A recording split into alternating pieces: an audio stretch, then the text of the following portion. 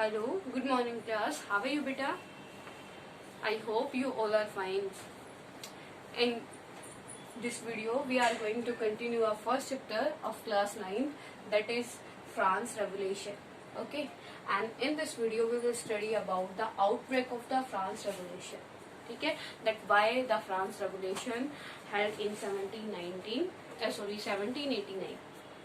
Clear beta? That why the people of France shout for the revolution.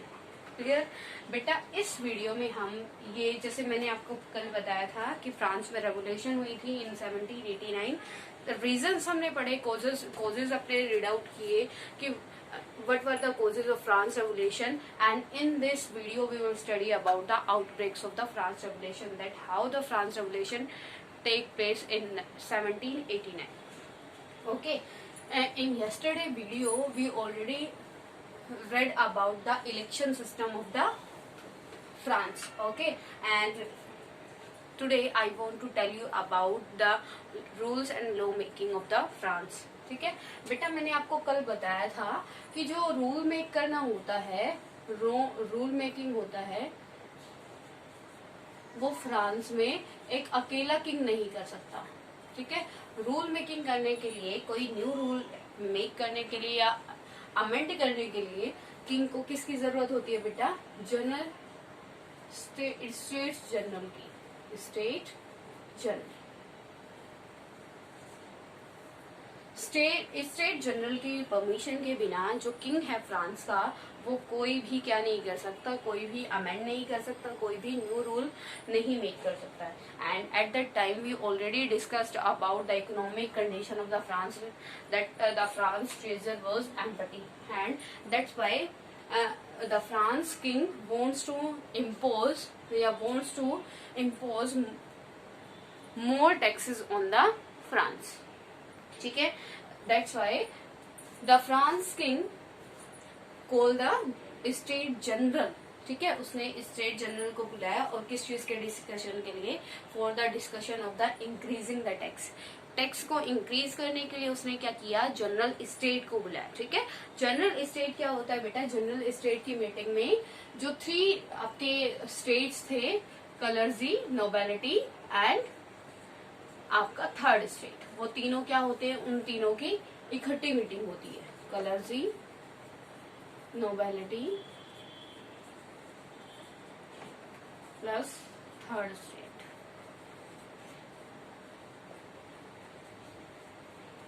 Got it beta?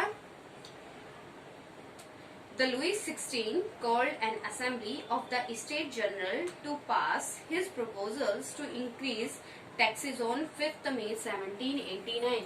When your France king called the meeting for the general state 5 May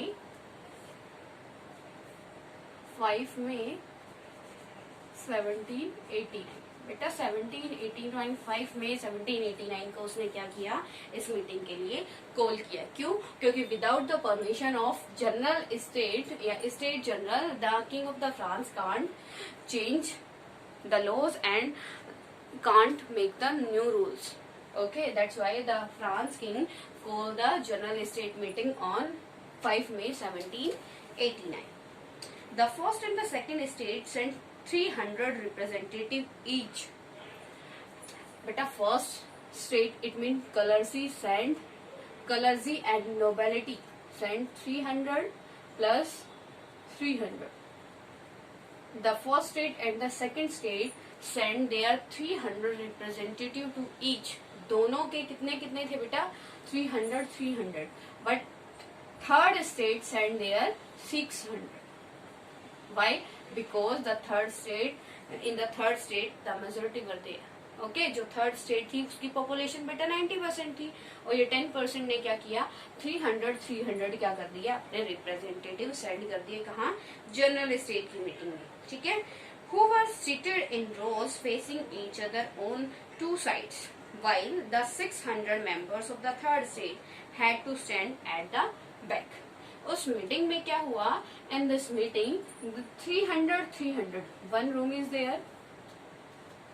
Okay, 300 seats are there and 300 here. Got it बेटा? यहाँ पे एक तरफ कलर्जी के sitting planning थी, दूसरी तरफ nobility and no sitting planning for the third state people. बेटा उनके लिए कोई सिटिंग प्लान नहीं था। क्यों नहीं था? Because at that time in the society there was no value of the third state. Okay, अब क्या था इस मीटिंग हॉल में, जो आपका क्या करना था, मीटिंग हॉल में एक तरफ सिटिंग प्लान था नोबेलिटी का, एक तरफ था कलर्जी का। मतलब they doesn't want to give any respect to the third state. वो थर्ड स्टेट को कोई रिस्पेक्ट ही नहीं देना चाहते थे। ठीक है, इसलिए उन्होंने उनके सिटिंग प्लान के लिए कोई अरेंजमेंट नहीं किया। तो सेकेंड थिंग, फर्स्ट तो उनको ये चीज हर्ट कर दी। ठीक है, सेकेंड थिंग बेटा क्या था कि उस टाइम पे जो आपका सिस्टम था किस पे डिपेंड था? Majority. The all the system of the election were depend on the majority. ठीक है, अब मेजोरिटी पे डिपेंड था सारी की सारी चीजें। और मैंने आपको पहले in previous video I already told you that every state clergy, nobility and third state having one, हर एक किसकी हर एक मतलब जो स्टेट है उसकी एक वोट होती है, चाहे वो here 300 representative are of clergy, 300 representative of nobility, but 300 votes represent the one value. मतलब इन 300 जो लोग हैं उनकी एक वोट है, एक वैल्यू है। ठीक है, और same here 600 peoples are there, but of all of the 600 people give can only one vote, सिर्फ एक वोट दे सकते हैं बेटा वो। Same here in nobility also. तो यहाँ पे मेजोरिटी किसकी हुई? नोबेलिटी और कलर्जी की। And when the king of the France introduced the proposal to increase the taxes on the third state, clergy and nobility were in the favor of king। ठीक है, वो किसके फेवर में थी? किंग के फेवर में। अब जो प्रेशर आने वाला था बेटा टैक्सेस का, किसके ऊपर आने वाला था? थर्ड स्टेट के ऊपर। ठीक है, अब तो थर्ड स्टेट इससे क्या हो गया, मतलब एग्रेशन में आ गया। ठीक है, that why you are imposing tax on us and we are not able to pay the tax. हम जब कैपेबल ही नहीं है टैक्स पे करने के, then why are you increasing tax day by day. ठीक है, तो इसीलिए उन्होंने क्या किया, वहां से वो एग्रेशन में क्या कर गए, मूव आउट कर गए। The third state now move out from the general state meeting. ठीक है, अब वो कहाँ पे, एक बेटा एक हॉल है इंडोर, टेनिस इंडोर हॉल में उन्होंने क्या की, मीटिंग। ठीक है, voting in the state general in the past had been conducted according to the principle that each state had one vote and same practice to be continued this time। okay बेटा अब ये यहाँ पे क्या है, every state, each state having one vote one value and they gave their vote to the king। ठीक है, that's why now the third state was in the minority। okay, that's why the third state were demanding for the new election system in the France। ठीक है, now when the king of the France refused for this amendment, then the third state move out from the general state meeting। okay, after rejection of this proposal by the king, members of the third state walked out of the assembly in protest।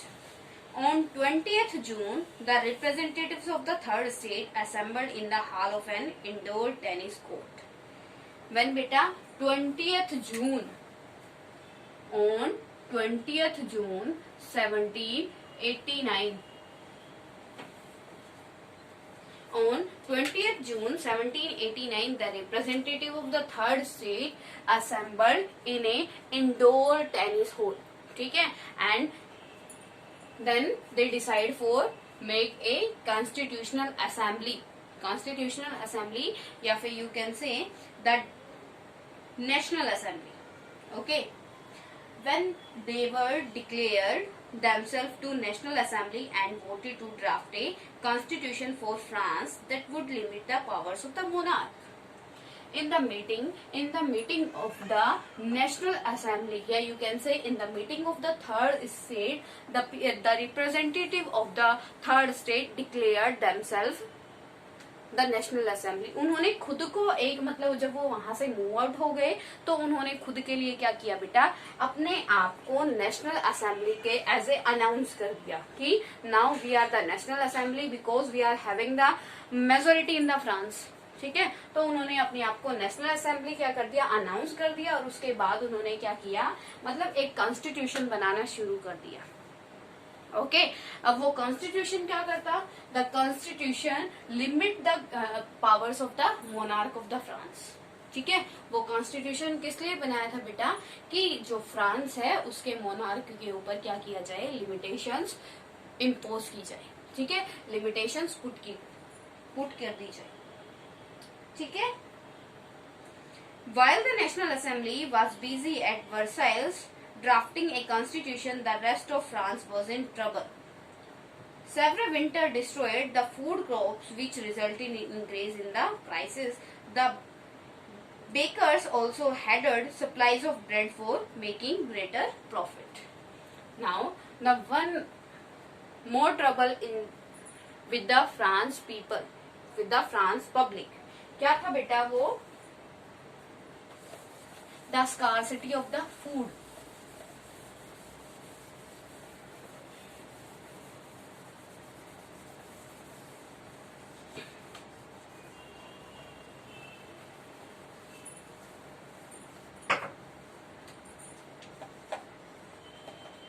Scarcity of the food, food की scarcity हो गई बेटा, increasing the population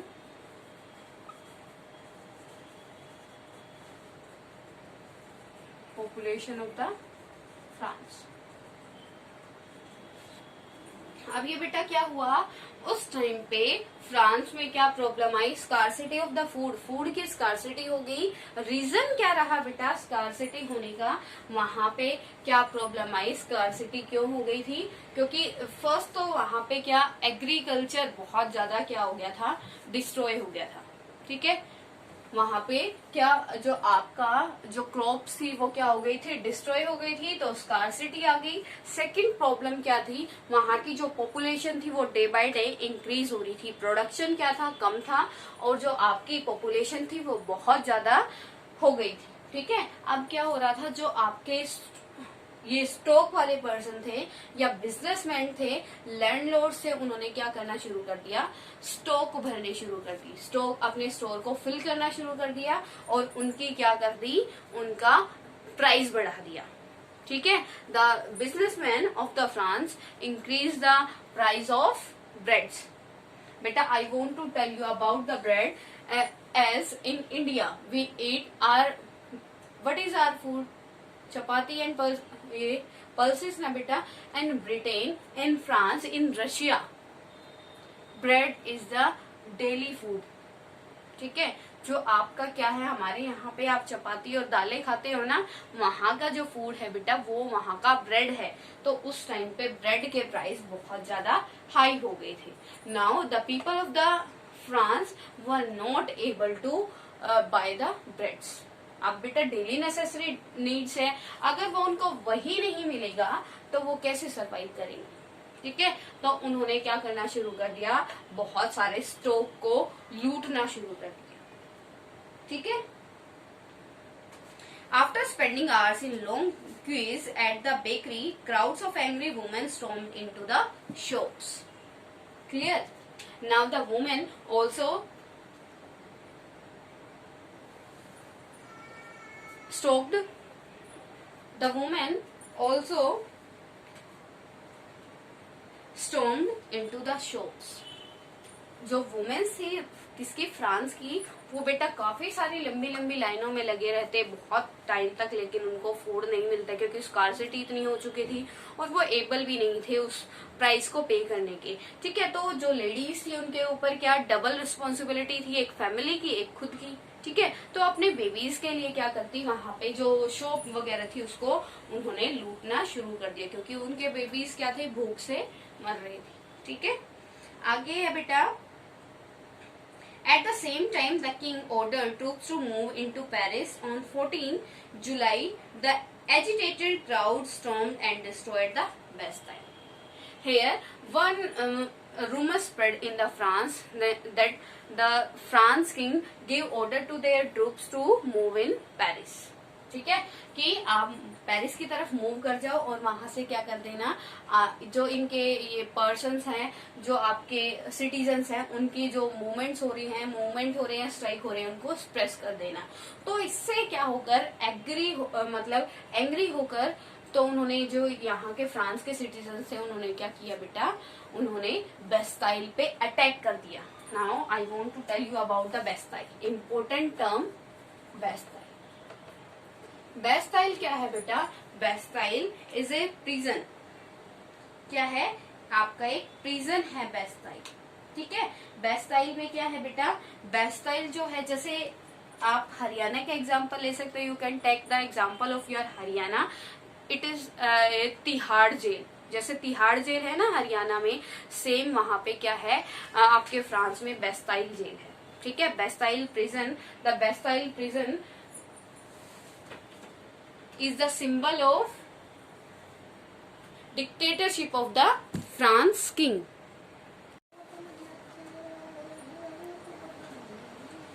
बेटा जो Bastille थी आपकी एक famous jail थी, जो किसको रिप्रेजेंट करती थी, the dictator power of the France king. जो ये बेस्टाइल जेल थी वो फ्रांस के जो किंग था डिक्टेटर, उसकी पावर को रिप्रेजेंट करती थी। ठीक है, like in India, in Delhi Tihar jail is there.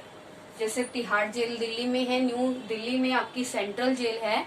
ठीक है, वैसे ही बेस्टाइल जेल थी किसमें, आपकी फ्रांस में। ठीक है, आपका ये क्या है, Louis 16 finally recognised to national assembly and accepted the constitution. बहुत सारे जो मूवमेंट्स हुए after many strikes and movements of the public in the last of the 1789, the France king accept the national assembly। ठीक है, उसने क्या कर दिया, नेशनल असेंबली को एक्सेप्ट कर दिया कि now the national assembly will make the rules and regulation for the France. ठीक है, अब क्या हुआ, जब उसने ये सारी चीजें देखी, जो फ्रांस की पब्लिक है वो बहुत ज्यादा क्या एग्रेसिव हो रही है इस चीज को लेकर, तो उसने क्या किया, 1789 के लास्ट में आपकी नेशनल असेंबली को परमिशन दे दी। ठीक है, on 4 August 1789 France pass the laws on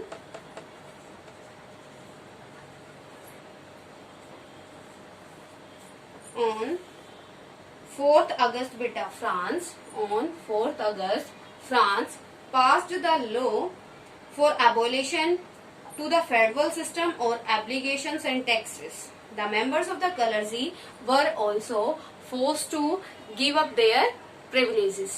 अब ये है बेटा, इसमें क्या किया गया, the national assembly makes the rules and regulation for the whole country. Now the national assembly make rule and regulation like that equality and freedom.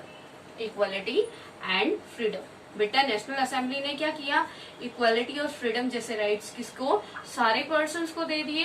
And now they also abolish the privileges of the clergy and nobility. उन्होंने अब क्या किया बेटा, जो आपके कलर्जी और nobility थे उनके किसको, जो आप प्रिविलेजेस थे उनको क्या कर दिया, अबॉलिश कर दिया उनकी।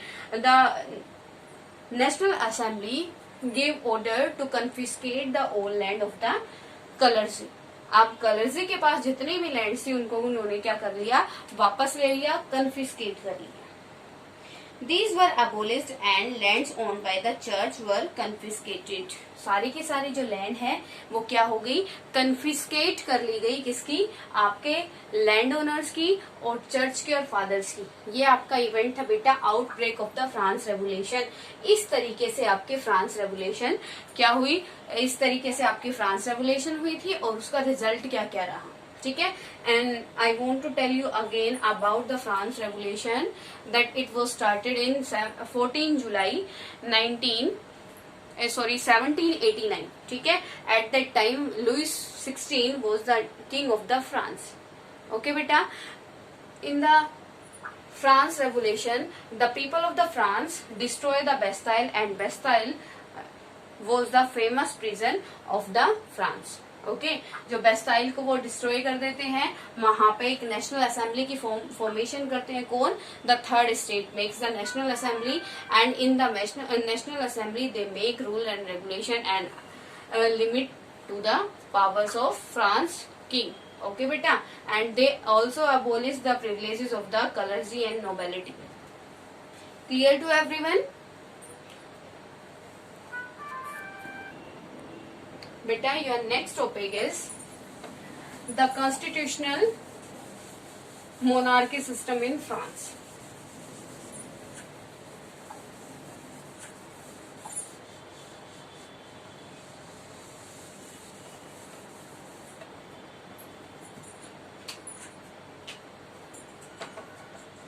France became an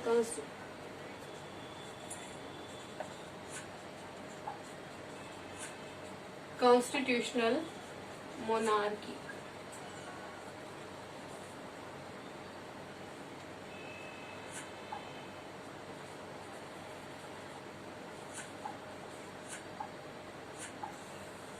Beta, in previous lecture we already studied about the revolution of the France, and in this topic we will study about the after the France revolution what happened.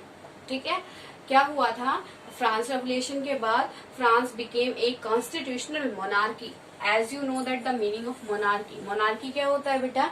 Where the king और queen is the head of the country. ठीक है. And constitutional, constitution क्या होता है? A document in which many rules and regulation are there, and according to these rules and regulation the government of the country rule their country. Okay जो constitution क्या होता है? एक ऐसा डॉक्यूमेंट होता है जिसमें बहुत सारे रूल रेगुलेशन रिटन होते हैं, और उनके अकॉर्डिंग ही आपको क्या करना पड़ता है? उनके अकॉर्डिंग ही आपको अपनी गवर्नमेंट चलानी होती है. ठीक है, ये क्या होता है? कॉन्स्टिट्यूशन. अब क्या है? मोनार्की, वहां पे किंग तो था ही, लुइस 16. ठीक है, और कॉन्स्टिट्यूशनल कैसे है? Constitutional monarchy means constitution plus monarch. ठीक है, अब लुइस 16 है, लेकिन वो रूल रेगुलेशन कैसे बनाएगा? किसके बिहाफ पे? कॉन्स्टिट्यूशन के बिहाफ पे. ठीक है, मतलब नेशनल असेंबली है, नेशनल असेंबली जो रूल रेगुलेशन बनाएगी. नेशनल जैसे हमारे यहाँ पे कॉन्स्टिट्यूशन को कौन अमेंड करता है? कौन रूल रेगुलेशन बनाता है बेटा? Legislature. Same in the France now national assembly makes the rules and regulation, and after the making rule and regulation the monarch sign on it. ठीक है, इसके रूल रेगुलेशन बनने के बाद आपका मोनार्क क्या करता है? इस पे साइन कर देता है. Clear to everyone? ओके बेटा, अब क्या हुआ था? कैसे बना था? अब now the power in the hand of national assembly to making rules and regulation. Clear बेटा? अब सेकंड क्या है? 3 institution were made in the France. First one is legislature, दूसरा है आपका बेटा पार्लियामेंट, और तीसरा है आपका judiciary.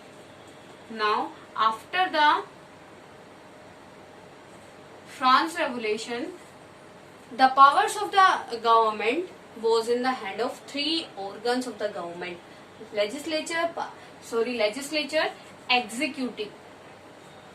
executive and judiciary. The legislature makes the rules and regulation, and the executive implement the rule and regulation, and judiciary solve the disputes of the public. ठीक है बेटा? Like at present. Okay, at present you can say the 3 organs of the government. Clear बेटा? अब third यहाँ पे क्या आया? The right to vote. The right to vote given to the active and passive citizens. Now you have to know about the active and passive citizen. Active citizen बेटा कौन होते हैं? Active citizen according to France society, active citizens were those people who pay the taxes to the France government. जो क्या करते थे? जो France की गवर्नमेंट को टैक्स पे करते थे. ठीक है. और वो जो पैसिव स्टूडेंट है जो टैक्स पे करने के एबल नहीं थे. ठीक है. और वोटिंग सिस्टम, वोटिंग राइट किसको दिया? ओनली मैन को. और जो क्या करते थे? ओनली एक्टिव सिटीजन्स को. जो मैन भी थे और टैक्स पे भी करते थे, सिर्फ उनको क्या मिला? Voting right. ठीक है. And equality after the France revolution, equality is there. Okay. It means after the France Revolution, though no privileges provided to the clergy nobility, every person is equal in front of the law of France. ठीक है. जो आपका एक question है, आपका बेटा important question है in NCERT, write down the legacies of the France revolution. ठीक है. वो लेगेसीज कौन सी है बेटा? फ्रीडम है, इक्वालिटी है, फ्रेटर्निटी है. ठीक है. And next second question is which rights you are enjoying at present. These rights are originate from the France. Which rights beta? Right to freedom, right to vote, right to equality, right to express your views. All these rights comes from the France Revolution. Okay beta.